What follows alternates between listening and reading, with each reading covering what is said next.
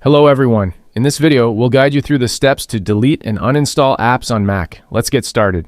First, open Finder. You can do this by clicking the Finder icon at the bottom left of your dock. Once Finder is open, navigate to the Applications section on the left side. Here, you'll see all the applications installed on your Mac. Locate the app you want to uninstall. In this example, I'll uninstall Canva since I no longer use it.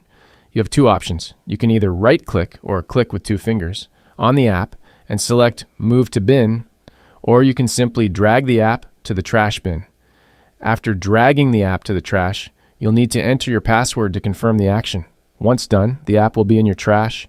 To completely delete it, open the trash bin and click Empty in the top right corner. Confirm by pressing Empty Bin. Do it again. Sometimes leftover files may remain on your computer. To check for these, click the search icon in the top right corner of Finder and type the app's name, for example, Canva. Make sure this Mac is selected in the search scope. If nothing appears, the app has been fully removed. You might want to perform a few more searches to ensure all related files are deleted.